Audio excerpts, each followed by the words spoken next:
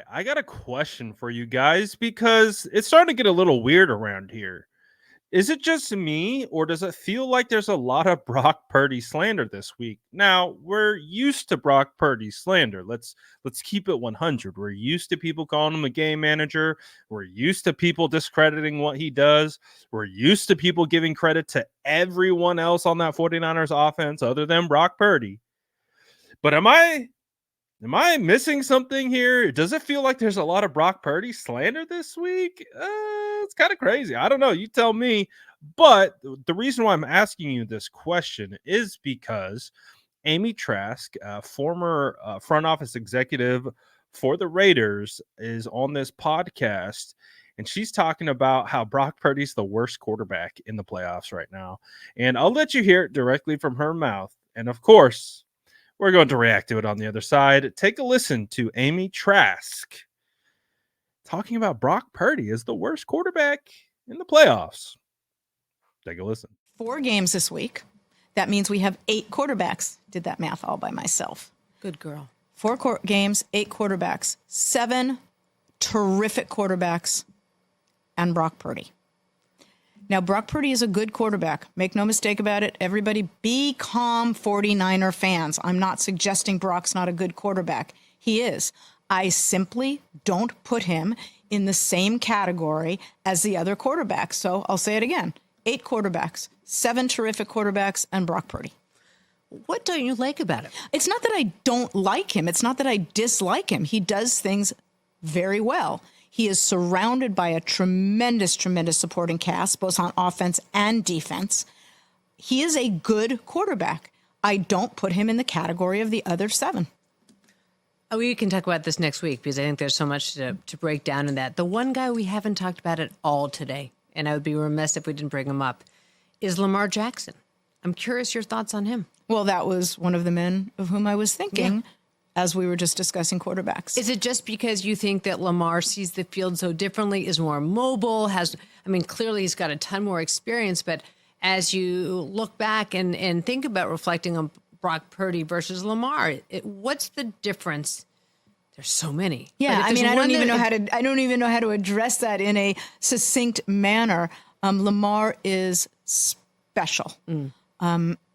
He is just his football knowledge, his decision-making, his execution, his skill. He is just special.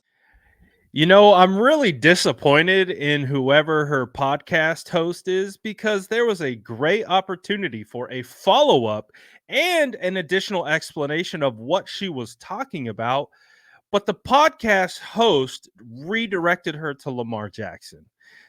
I don't know if that was a galaxy brain move by the podcast host to save Amy Trask from kind of digging herself any deeper into this hole, because as we know, 49er fans, we're very protective of our own, and especially when we are rallied around a quarterback, which at times hasn't been the case, but we all are. We're all rallied around Brock Purdy. So when there's this type of conversation around him, we're very sensitive to it, and rightfully so. Like we understand and appreciate more than anyone else of what Brock Purdy is doing for the 49ers. So of course we are going to be like, hold on here. What are we talking about? But that's one of the biggest pet peeves to come from that was like, man, you had an opportunity to ask her a follow-up question to get more information of why she feels this way about Brock Purdy opposed to the rest of the quarterbacks in the playoffs, and she pivoted to Lamar Jackson. And then she asked this question about Lamar Jackson being a potential MVP candidate, and one of the things that the 3 of the 4 reasons of why she describes Lamar Jackson as being the best quarterback in the playoffs, in the NFL, what have you, are 3 things that Brock Purdy does really well. It was processing, seeing the field, execution, all those types of things. That's what Brock Purdy does really, really well, right?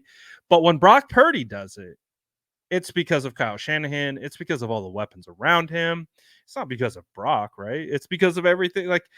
And listen, I have a lot of respect for Amy Trask. I've actually met Amy Trask. Little did you guys know, I actually interviewed for a job with the with the Oakland Raiders at the time, and I got pretty far through the process to the point where I actually met with Amy Trask. Now, obviously, I didn't get the job, which I think is okay at the end of the day, but I have a lot of respect for her. I think she's a phenomenal lady.